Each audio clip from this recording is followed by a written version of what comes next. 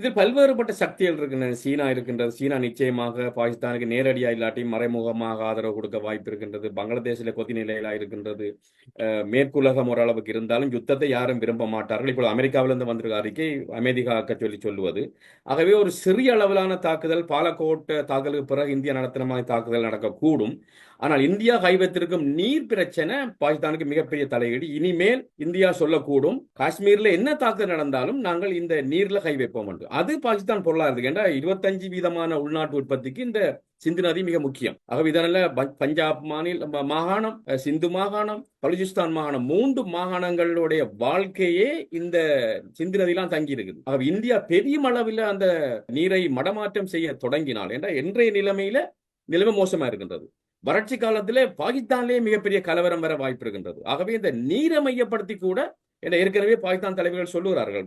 பெனாசிர் பூட்டோவின் மகன் பிலாவல் பூட்டோ சொல்ற, நீர் வராவிட்டால் இந்தியர்களை ரத்தம் அங்கே பாயும். ஆகவே அந்த அளவுக்கு அங்க கொதிநிலை ஏற்பட்டிருக்கின்றது. ஆகவே இது ராணுவ தாக்குதலை தாண்டி இப்பொழுது இந்தியா 60ஆம் ஆண்டு 65 வருஷத்துக்கு முதல் செய்யப்பட்ட உடன்படிக்கையை இடைநிறுத்தி இருப்பது, இது ராணுவத்தை தாண்டி நாங்கள் அடுத்த கட்டத்துக்கு போகிறோம் என்பதை இந்தியா வழிகாட்டி நிற்கின்றது. ஆகவே இதை இந்தியா மறுபரிசீலனை செய்து நீரை வழங்காவிட்டால் பாகிஸ்தானுடைய பொருளாதாரம் மிகப்பெரிய அடியை வாங்கும். இங்கு இன்னும் ஒரு சந்தேகம் எழுகின்றது. சீனாவும் கூறிவிட்டது பாகிஸ்தானுடைய விவகாரங்களில் தங்களால் முடிந்த உதவிகளை வழங்குவோம் என்கின்ற உத்தியோகபூர்வமான அறிக்கையை வெளிவிவகார அமைச்சு வெளியிட்டிருக்கின்றது.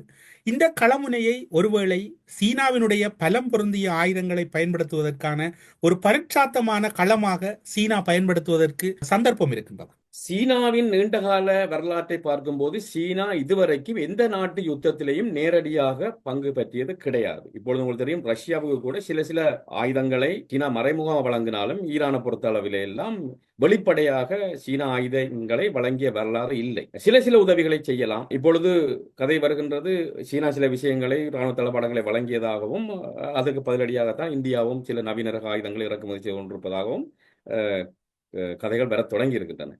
நீங்க சொல்லுவது ஒரு வகையில் உண்மை, சீனா இதை பயன்படுத்த பார்க்கலாம். ஆனால் இன்னொரு பிரச்சனை சீனாவுக்கு, இந்தியாவும் 140 கோடி மக்களை கொண்ட நாடு. இப்ப அமெரிக்காவோட சீனா மோதுவதால் இந்தியாவையாவது தன்னுடைய நட்பு சக்தியாக வைக்க வேண்டும், அந்த சந்தை வைக்க வேண்டும் என்ற நிர்பந்தமும் சீனாவுக்கு இருக்கின்றது. ஆகவே சந்தை என்று வரும்போது 24 கோடி பாகிஸ்தான் சந்தையை சீனா நம்பி இந்த 140 கோடி சந்தையை அமெரிக்காவுடன் சேர்ந்து இழப்பதா என்றதும் சிக்கல் இருக்கின்றது. ஆகவே இதெல்லாம் ராணுவ தாக்குதல்கள், யுத்தங்கள், பொருளாதாரம், சர்வதேச உறவுகள் எல்லாவற்றோடையும் பின்னி பிணைந்த விடயங்களா இருக்கின்றன.